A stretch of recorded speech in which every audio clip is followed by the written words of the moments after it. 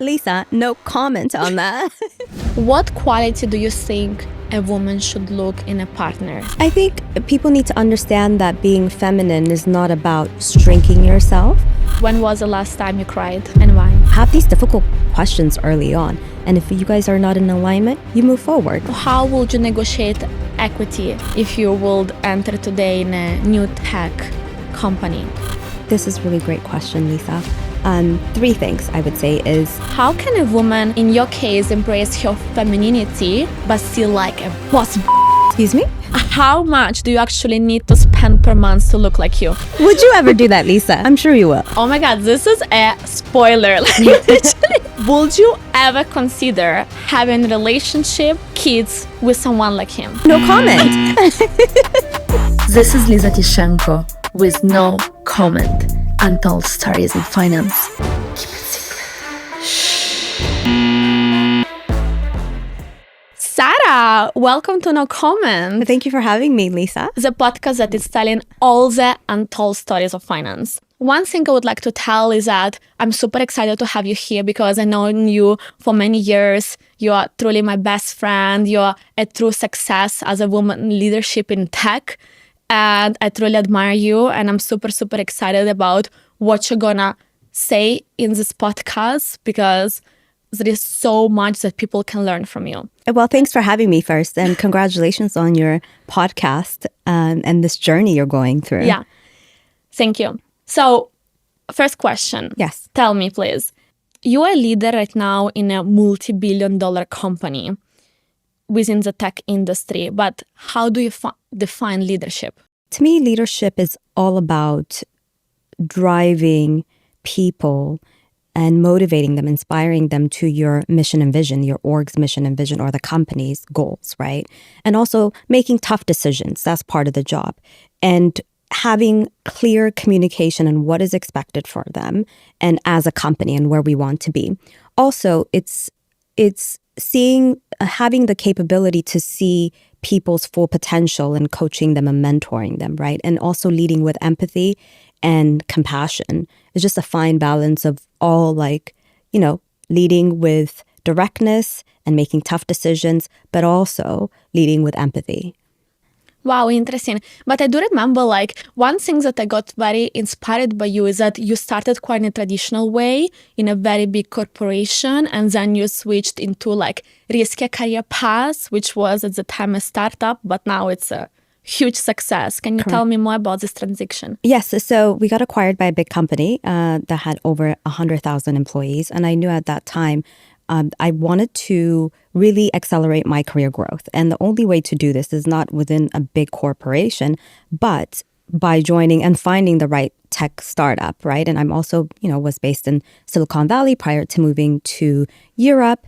And I took the opportunity to, because of all of the different tech companies that were being founded, especially during that time around 2012, 11, that was a lot of funding and a lot of the things that you hear on media. That was when it was happening, right? So I ended up finding the current company I'm with. I've been with them for 12 years and I've seen my career trajectory just grow tremendously, right? And this was the risk that I took because where there's no risk, there's no reward. And also I had nothing to lose, right? It was just only me. I was young. I was 22 at that time. And I'm grateful that I took this leap of faith, right? Wow, that's really, really amazing. And it's super inspiring. I feel like this is not, unfortunately, a mindset we have here in Europe. But I feel like in Silicon Valley, you need to take that risk, right? It's a bit worse because if the company hit, it's a huge success. Correct. Let's talk about mentorship. Have you had good mentors around you? Absolutely. I mean, without them, I wouldn't be where I'm at. Was it life-changing for you? Definitely. They're the ones that got me to where I'm at. They saw my capabilities without me even seeing my capabilities. Wow. And they really put in so much work into me to be where I'm at. That's amazing because I feel like this mentorship, it's a bit of a hidden skills that nobody talks to you about. And it's so important to have a mentor. It's so important to find somebody who you admire, who is already there where you would like to be and just giving you mentorship. Yeah. And I feel like there are so many mentors who would like to do that, but you just need to ask. So what will be your advice to find a mentor? So I would say it's also mentorship, and the key thing is sponsorship, right? A lot of the people that mentor me, which were men, were sponsoring me to become, well, to promote me to become in certain roles, in certain positions, right? Because they saw the capabilities of what I could potentially do as a future leader. And also, in terms of mentorship, if you see a leader that really resonates with his leadership style or her leadership styles resonate with you, and also it inspires you, just start having conversation with that person. I wouldn't directly just ask, hey, can you be my mentor? Because you don't know each other yet to just really ask them for mentorship and guidance. But really getting to know each other, setting one-to-one, or if you find someone, again, inspiring, reach out and then see what they say, right? And build that relationship. And from then on, it would naturally progress into mentorship. Yeah, I agree with you. I have had mentors and it was life-changing, both in banking, right now where I work. I have had also a mentor for my LinkedIn. Cheers to Eric Sim, my buddy and partner in crime for LinkedIn. And I truly learned so much. And sometimes they tell you things that they are so simple, but still so inspiring. And because then they invest in you so much, right? In terms of energy, in terms of time, that you need to be accountable for that. And then you take action, and then, you can measure your progress, and definitely you grow like that. Absolutely. I have a question for you. So let's say tomorrow you had to start fresh with no connections, no title, and even reputation, only your skills. How would you go about rebuilding yourself? This is a really great question, Lisa. Three things I would say is networking. As cliche as it sounds, your network is your net worth, right? I would really go out there and network with people using LinkedIn or attending industry events. Also, building an online community or joining an online community and see where that takes me. And the second thing is really understanding what I'm good at, right? Identifying my skill sets and the value I could add. I would try to create an opportunity for myself rather than wait for opportunities to come to me, whether it's through freelance working, consultancy, or even, since we live in a digital world, online content creation, right? To show my value. And then the third thing is really dedicating time to education and understanding what is happening in today's world and doubling down on that, and then just staying relevant and competitive with the market. Yeah, let's speak about competition in the market. Right now, a very, very, very sexy topic, it's AI. And for a lot of people, it's a threat. For a lot of people, it's an opportunity. What do you think about that?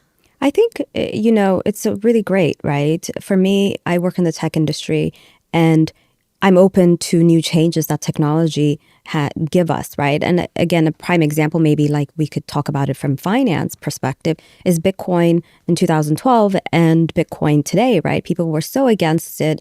And even the big financial institute, like I think Warren Buffett and even Jamie, right? CEO of JP Morgan, lots of people were against it, but look at them now. They offer it as part of their portfolio. So it's just being open to things, because AI is here and you have to embrace it. Do you chat with ChatGPT? Yes, I do. Every day? Sometimes. I asked ChatGPT my relationship questions. That's wild, Sarah. By the way, I have done something the same literally like 1 month ago, because I have had problems with a guy I was like dating, and I literally screenshotted messages. I have gone through ChatGPT and I asked what is going on in his mind. Yeah. And he told me everything. Like it's unbelievable how clear and precise it is, and you just have to reflect. It's like an online therapist, but for free. Oh my God. Okay, so what is one thing you wish more people knew about making into tech industry? I think it's just choosing the right company, right? And also negotiating how things work in the tech industry. It's not through salaries, more through equity. And also, how do you pick the right company? It is more through again, not salary, but the product, right? The company's vision and mission. So these are the things that I hope that people look at. You also interview the company. They don't only interview you. So you get to choose whether you want to work for that company. And also, one last thing is the most important thing is culture. If there's no if the culture is about fostering collaboration, autonomy, and failing and like doing, great company to work for. If it's a company that just really, how do you say, really limits your skill sets, then you have to really rethink through that and say, do I really want to join that company, right? Yeah, absolutely. And I love your statement. You also interview the company, not only the company interviews you. I have a question for you because you are a C-level executive, you are a manager to other people. What is a great manager for you? Wow. I've had a few great managers and they've changed my life. A great managers, they lead through example. I wouldn't call them managers. They're really true leaders. They inspire you. They really help you understand how to make decisions, tough decisions. They teach you what it means to become a great leader. And they spent a lot of time on you to understand how it's not about you, it's about the people, it's about the organization, it's about hiring top talent better than you to humble yourself. And it's a lot of all of these ingredients that comes of who I am because of these people, right? And not to be intimidated, because I've hired a lot of people that are better than me and older than me and have lots of experience in this industry, but never did I feel intimidated. I knew they were going to add to our organization, and they could challenge me. We could do a rumble session. I'm fine with that, right? And this is the purpose of, building a team and building an organization. This is so inspiring. I feel like so many people will think opposite, right? Like hire somebody who has less skills than you, less ambitions than you, so you are on the top. But what you're saying is absolutely admirable. You only want to hire A players. B players become C players. And then the level of expectation just drops, right? But when you hire A players, every day when you come to work, you're motivated because you're working with smart people and they challenge your thinking. And it's incredible. This is culture as well, right? Wow. Let's talk about like opposite perspective. Let's say you are hired and unfortunately your manager is a bad manager. What should you do in these cases? Should you just be passive person and just like live it through and hope one day it's going to change? Or do you think you need to be active, proactive and, do something about that? You want to be proactive, right? You do not want to be in a situation where, because you have a bad manager, it depends also on the level of how bad the manager is you assess and say, is this where I want to be? Is this causing me mental stress? If the answer is yes, then I would start looking somewhere else, or even within the company, or even providing feedback to the manager, or just making sure that people are aware, right? Because they don't want to lose top talent. If you're top talent, they will make anything to do for you to stay within the company. So you have to really grade where you're at mentally. And if you're in a bad place, find something within the organization or go elsewhere where you're valued. Yeah. You're totally right. I feel like sometimes it's not even a bad manager. I feel like sometimes people are not supposed to be good manager because maybe they have had a bad experience or bad mentorship themselves in the past, like through their managers, and then they transmit to you wrong values. Nevertheless, maybe they deliver at work. So it's very unfortunate, but that happens. It happened to me. It happened to many people, and some people are not meant to be managers. Yeah, I agree with you.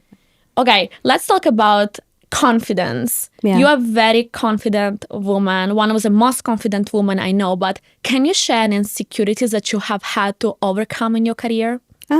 Absolutely. So one thing in my early 20s, or just early on in my career, I was insecure in terms of, is this the right job for me? I need to have this type of experience before I get into this role. So I would put these limitations onto myself.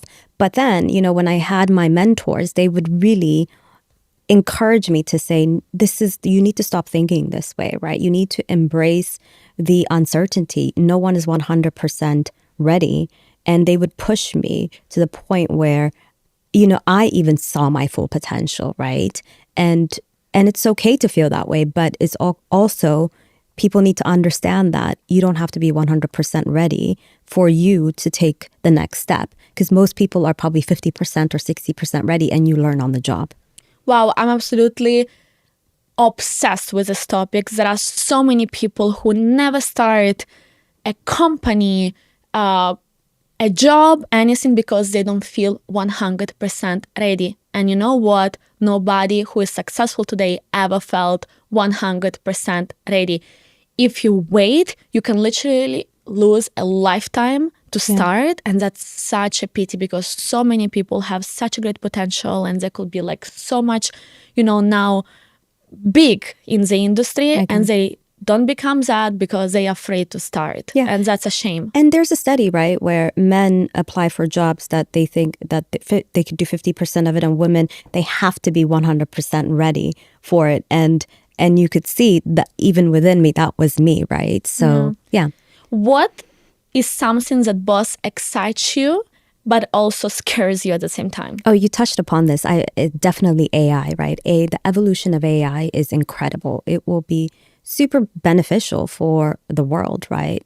Whether it's through medicine or tech or finance, you name it, different industries. But also there comes uncertainty with that, right? How does it reshape our world, our jobs, the industry that we work in? And we need to just embrace it. Yeah. And if you don't, you won't be on the bus, and you would be far behind for you to understand what AI is, right? And if you don't, then, it'll be very difficult for you to embrace it. Then you're not going to do so well, right? So my thing is just embrace it. Have you invested in NVIDIA? Oh, yes, absolutely.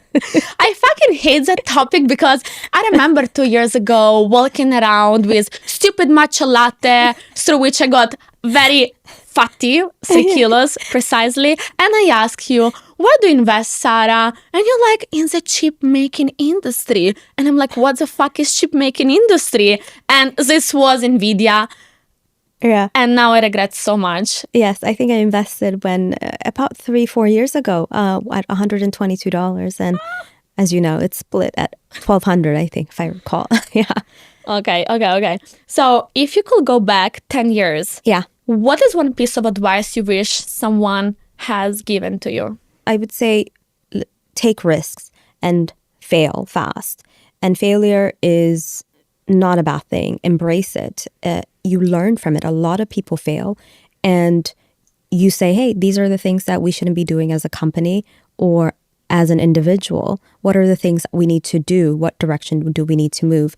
So once you start failing and once you start taking the risk, your reach is limitless. So I would say that. I agree with you. I have personally failed so many times, like starting from when I started to apply my jobs, like 200 over rejection. Then I went into wealth management. I did thousands of mistakes. Still I do mistakes. And I feel like every day I'm failing, because nowadays, for example, I'm trying to get meetings with investors, and then they don't give you time. They don't want to listen to you. And you're like, oh my God, I failed. They constantly say, but this is building your resilience. And in life, you need to be resilient, because there is so many problems that we are always like dealing with. And if you don't learn how to fail and overcome it, like, where are you even going? I absolutely love that word, resilience. You're absolutely right. You create grit, resilience, and the mindset of never giving up, right? Mm-hmm. So last question about confidence, because then I want to talk about other hot topics. Okay, but hot topics. From outside, again, you feel very, very confident. But do you feel like lonely, or do you ever have anxiety, even if you're on the top? Yeah, I feel lonely sometimes, and when you're on the top, it's very difficult, because you want to really protect your team, and you do not want them to be part of the tough decision making you have to do or the conversation that's being had. That's from a work perspective, and you have to carry on a lot, right? And from a from a personal perspective, yeah, because you're always constantly focused on other things, and when you actually sit down and when you reflect on life, sometimes there's parts of your life that makes you feel lonely.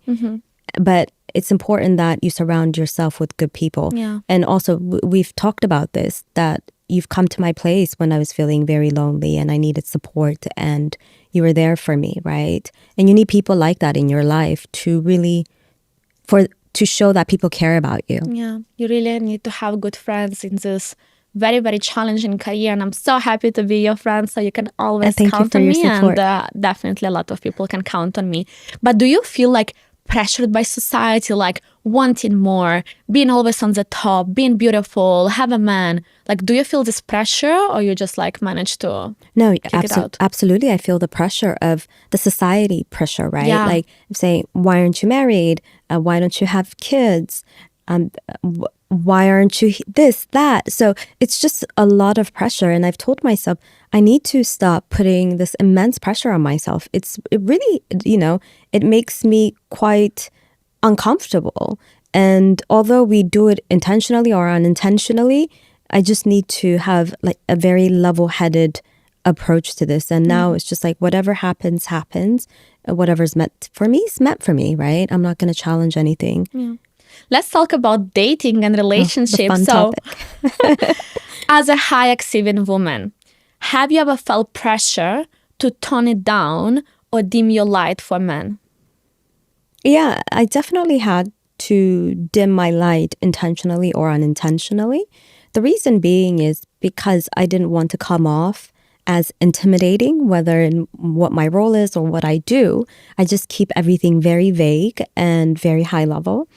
And to me, I've realized that that will not work in the long term. You need to be with someone or date someone that really supports you, encourages you to want more, encourages you to achieve your goals, and is there to support you, right? And same goes with friends, not just only relationship. But this is someone, I want someone that really values that than me dimming my light and not being authentically myself. So what quality do you think a woman should look in a partner, especially in your position? Again, I would say everyone should look for a partner, not only certain individuals or like certain women that are high achieving women, it's every woman, is that you first have the same vision in life, right? Are you guys aligning in the same direction? Do you want to go in the same direction? The second thing is have the same values and beliefs. I think in relationship, fundamentally, if you don't build a strong foundation which is surrounded by values, beliefs, and your vision of life, then it'll be very difficult to become shaky. And you want someone that is there to support you, care for you, be there emotionally for you, and protect you and be supportive. And you do the same as well, right? And these are the qualities, and a good family man. These are the qualities I look for in a partner. And same here. I have had this amazing relationship for 2 years where he was literally hitting all my, things I want like in a man. Yeah. But unfortunately, we didn't have the same vision in life. Like literally, I envisioned myself in one place, in one type of like lifestyle, and he envisioned himself in another type of lifestyle, which is nothing wrong, but in the long term it really doesn't work, because everything is so beautiful at the beginning of relationship, but then where you're going together, like you don't manage to go together because you have different goals. Yes, and then this will create that gap of growing apart. And I feel like people are so intimidated to talk about this topic at the beginning, but it's so important. I'm not saying you need to talk about that like at the first date, second date, third date, but at some point you need to sit down and really ask yourself and ask himself, like, what are you looking for in this life? Yes, absolutely. And one thing now that you brought that up is that also financial goals, right? That's a very difficult topic to talk about, but that is also very important. That really separates people as well, and just have these difficult questions early on. And if you guys are not in alignment, you move forward, right? You move together, or you go your separate ways. Tell me more about the lifestyles that you see in San Francisco, about all this like tech millionaire, billionaires guys that they dress like so simple, but at the end of the day, they're so successful. Like, what is behind the scenes? In terms of what? In terms of dating, or in terms of... More like the lifestyles they do, more like how they are, like personality, like what is going on in their minds. So it's simple. Silicon Valley is just not flashy at all. They're there to change the world. Honestly, how they think is, how do we change the world? How do we innovate technology? And how do we challenge the things that we do? And that's what they think about. And then money is a byproduct of that, right? And then they become instant millionaires. But I shouldn't say instant, because they've worked so hard to get to where they're at, right? And then they become founders. But it's more so of the product that they're giving the world, which is solving the problem that, the world needs solving on. Do you like guys like that? I absolutely love smart guys. It's just I love the intellectual stimulation that I get from talking to smart men. So let's go into salaries, because tech is often seen as a high-paying industry. Yes. But is it really lucrative as it seems? Like, do you really make big boxes? So it absolutely, it depends on the role that you get, right? If you're a fresh graduate, you probably will get an entry-level pay, right? What is entry-level pay? Again, it depends on your role. If it could be between 100 to 150K, depending on the role, right? And soon after, you could accelerate depending on your aspirations. But it also doesn't, like I mentioned earlier, it's not only about salary, but it's also equity in the company, right? If they give you equity in the company, that means you have a stake in whether it's options or whether it's stock. And if the company does well, then you also do well. And that's how you build your wealth. And that's what a lot of, people in Silicon Valley and the Silicon Valley veterans, right? That's how they get their money, through salary and equity. So how would you negotiate equity piece if you would enter today in a new tech company? Yeah, so it's important that you believe in the product, first of all. And if you believe in the product, the way you interview, the way you talk to the people will show, right? And depending on what they give you, maybe you agree to that, or if it's lowballed, then you try to negotiate with that. I always say negotiate more on that than the salary. Because you believe in the company, you believe in the product, so therefore you know that they're going to go public at some point, or they are public, or they recently went public, right? So you have to look at that. Again, money shouldn't only be the most important thing, because if you believe in the product, is a byproduct of that. Yeah. So let's say you enter today in a small startup. There are two founders working since 1 year. There are like 5 employers, like IT, obviously. So you as 11th one, okay? So what? Let's talk about percentages. What would you ask them? Yeah, so I would ask, who is the VC funding? How much have they raised? How much money do they have cash? I would learn about the product. I would ask about the mission, vision of the company, the growth, the expected growth of the company, where they would perhaps want to start, maybe in Europe and Asia as well, right? So these are the questions I would ask about the leadership as well. I would do a lot of that, just background, and also culture. I think culture is very important to me. Yeah, these are the things I would ask. Oh my God, this is a spoiler. Like, literally, you went down through literally how to do successful negotiation. Wow. That's amazing. Literally, I'm gonna take these questions down and ask all the companies from now and give it out to everyone, because that was amazing. I would like to come back how we met each other, because we met each other on Instagram. When I opened your Instagram, so first of all, 20,000 followers. That's a lot for a tech girl like you, who's working very hard on her position. Secondly, I look down your pictures and you are an icon, fashion icon, goddess, lifestyle, Birkins, Lisa. everything is out there. Thanks for being my hype woman. I honestly thought you were a housewife. Like literally, I was ready to come to that, appointment with you we have had, and I will be like, who is your husband? Like, is it like a hidden billionaire? So, okay. Do you see yourself as an influencer? How do you define your impact? What is that? What is that Instagram? Oh, by the way, thank you for all of this. You make me laugh, I don't consider myself an influencer. I just share my life, right? And people just started to follow me. I think a lot of my following happened during the pandemic, and I think they like some of the educational thing that I post, and also the fashion, the travel. I want to encourage, especially women, because majority of my my followers are women. And I want to encourage them to travel, to want more, to, do it with grace and fashion and being intelligent and like reading books and so on. So I want to encourage women. Okay, so you are super feminine woman. Yeah.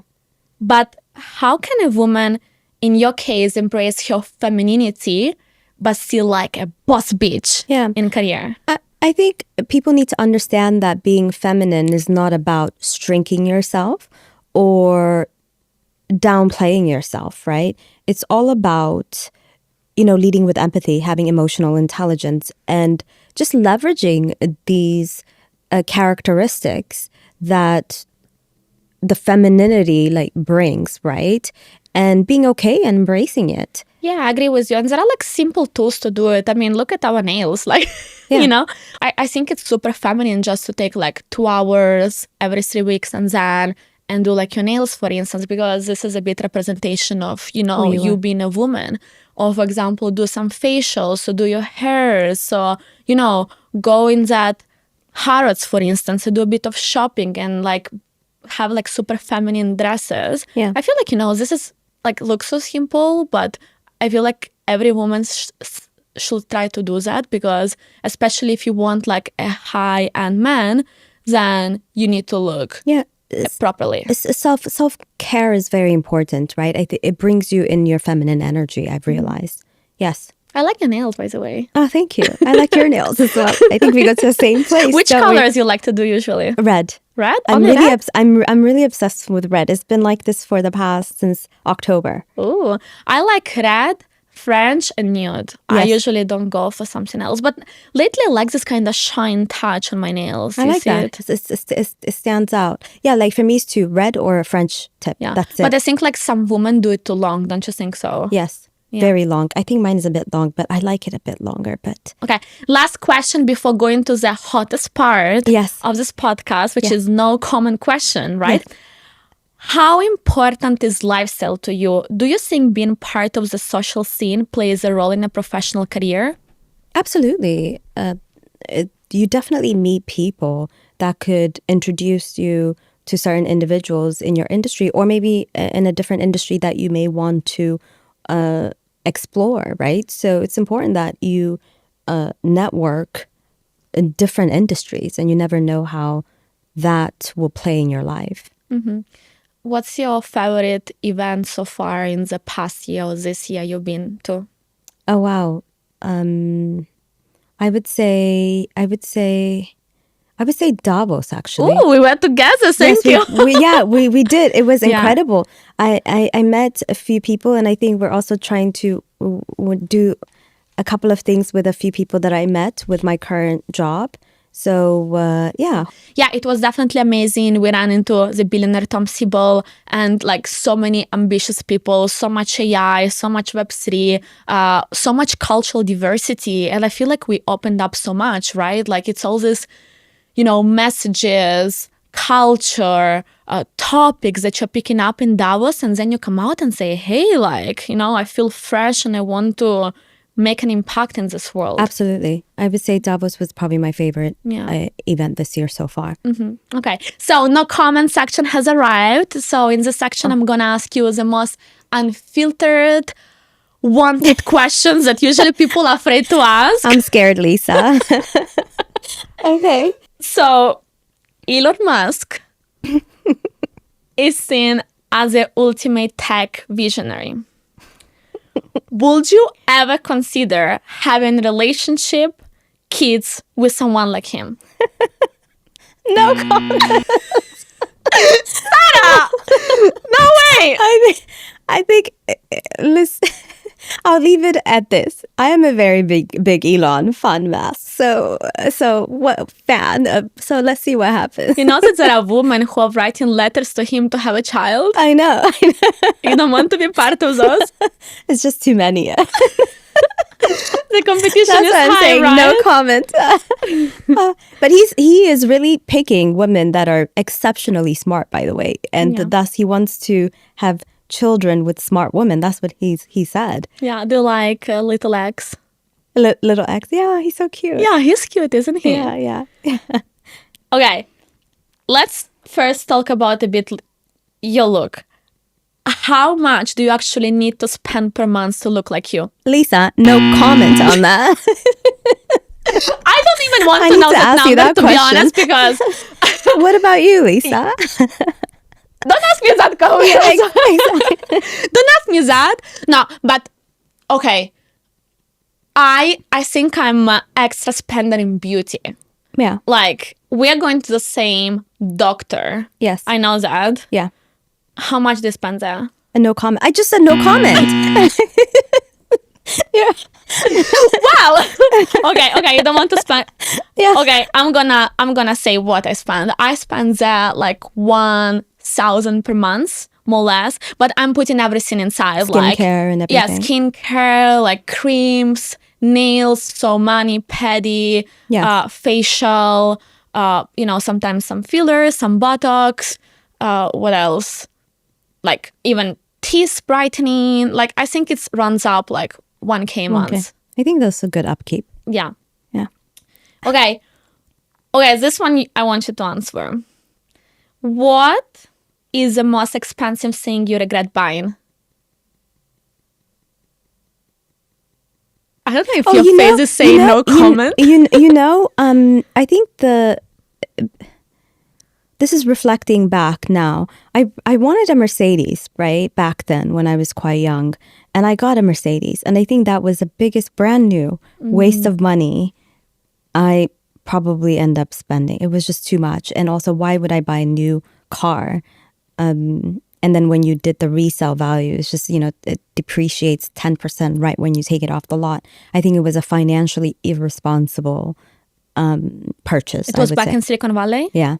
And wouldn't you drive there like every day? Yes, but I don't need a brand new Mercedes to be frank. Fair enough. Yeah. This is a really techie answer. Yeah. What's your biggest guilty pleasure? Okay, I have two actually. Yesterday I was craving for caviar and I love the taste of caviar, and also Coke Zero. Literally, I cannot live with Coke Zero. Like I love Coke Zero. Yeah, literally, I will never forget that day when I was coming to your home and you're like, please buy me Coke Zero. And I bought you Coke Zero and you literally wanted to buy me even money. Like for what? For like $3? You're literally obsessed. Like, I mean, girl. So bad. Okay. What is something about your lifestyle that would shock most people? Sometimes I could be lazy.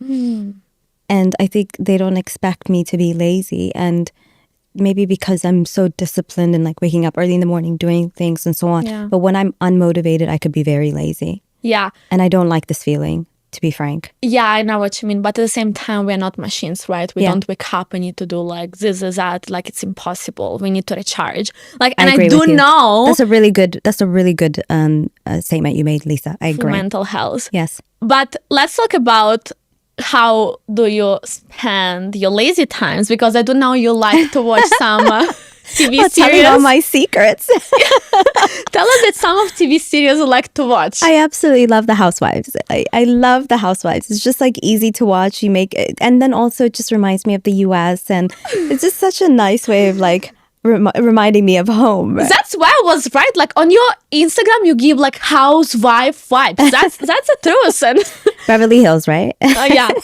would you like to become a housewife one day? Why not? Yes, absolutely. Okay, that's great. Okay, so the next question I want to ask you is, would you rather have all the money in the world or one great love? Definitely money. Here you are. Yes. Why? Because money could provide a lot of things to you. It could help you send your children to the top schools. It gives you the opportunity to travel the world. It gives you the opportunity to meet people, help people. It's just a lot of things that money can provide. And you could potentially find love through that as well I while agree traveling with the you. world. So yes. Like, when you answer this way, you say, I never saw it this way, because everybody will answer like one great love, right? But at the end of the day, like, even if you find one great love, at some point you have this financials, and why Yes. not?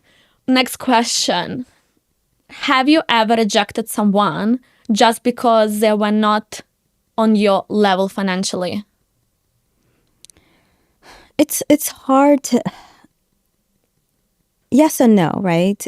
I try to give people the benefit of the doubt, but I think lifestyle comes in play, and the expectation, and this is what we talked about, the vision of life comes in play. And then, you don't agree on certain things, and then you just grow apart. I agree with you. So it's important that you're with someone that's on the same caliber or higher than you, Yeah, exactly. And there is nothing wrong about that. I feel like today the financial represent like who you are in your career. It's like a type of measurement that you are having, and you are definitely successful, and you want somebody at least at your level, right? And you want the best for your kids, you want the best for your lifestyle. So that's Yeah. a part that it's playing a role. Absolutely. And you work so hard in your career to get where you are, and now you want someone who is at least equally financial. Exactly. Right Yeah. level. Yeah. Okay, but let's say you go out for a date and you like the guy so much. Would you ever pay the dinner on your first day? Excuse me? Would you ever pay the dinner on No, the first date? Why? absolutely not. I'm a woman. No, I wouldn't. Absolutely not. I've never done that, and nor will I do it. Would you ever do that, Lisa? I'm sure you will. No. I was just playing around. To be I know frank you will. with you, I don't know why when I go on dates with men, I don't even like to eat much in front of them. Like, I'm not this kind of foodie obsessed girl, or I don't even order like the most expensive thing on the meal, right? Like, it's, first of all, it's not even correct, but still, I feel like this is a nice gesture that he should do. Yeah, it's a thoughtful gesture. Yeah. And the I same agree. to pick you up when Yes. he asks you for a date. Do you agree? Yes, I agree with that. Okay, thankfully. But I wouldn't give my address because I'm also very... What do you do usually then? I sometimes Uber myself, or if he insists that he wants to pick me up, I would give an address nearby, and I walk there. I love that. I Wow, will that's a never- great advice, by the way. will That's never a give very my- great advice, my by the address. way. Yeah. Yeah. Oh my God, yeah. Okay, so now you have to complete some sentences. A first date is ruined when they... Try to kiss you. Love that. And what if he's extremely hot?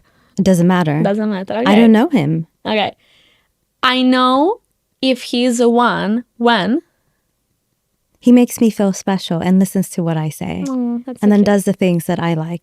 Just nice thoughts and gestures. Yeah. The biggest turn off in the relationship is... Not being able to make decisions and not being able to guide you to the right direction. No, I think it's totally agree important. with you. Problem Like, solving. it's such a turn off when a man cannot make decisions, because if he cannot make decision for himself, how he's gonna be able to make decision for your family one day? Like, you know Absolutely. what I mean? It's very important. And yeah. I have had a guy like that. Like, goodbye. Oof. The biggest dating mistake I have ever made. Compromising my standards and boundaries. Oh, that's such a topic, right? Yeah, everyone does that, and it's important that you stick with them, Yeah. and you do not bend your boundaries for anyone. Okay, when was it? This is the last time. When was the last time you cried? And why?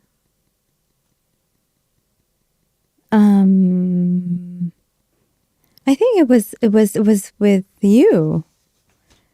It's just like feeling where my life just felt like I was just second guessing a lot of the things. And then just like, bending my boundaries and second guessing a lot of the decisions that I've made. I think it was like, I don't know, maybe a month ago. I don't know. Yeah, I remember it was really a lowest point of your lives that I saw. And Yeah.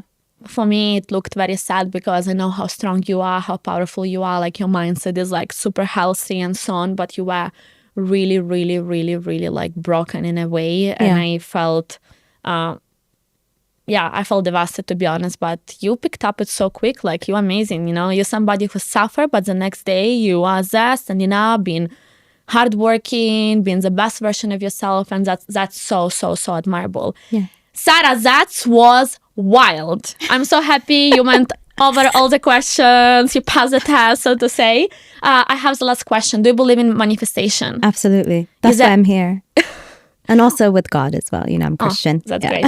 Is there anything you're manifesting right now? Yeah, just love and healthy life. Yeah. Nice answer. Thank you, Sarah. That Thank was you. amazing. Where people can follow you? Effortlessly, Sarah, and on Instagram. I'm gonna leave the link. Why am I like forgetting my Instagram handle? Yeah, don't forget, because she's true goddess. Like if you ever want like lifestyle, style inspiration, she's the girl to follow. Thank you, my love, and congratulations on your podcast. Thank you, Sarah. Yeah, and I hope you do so well, and I know you will. Okay. Yes. Thank you.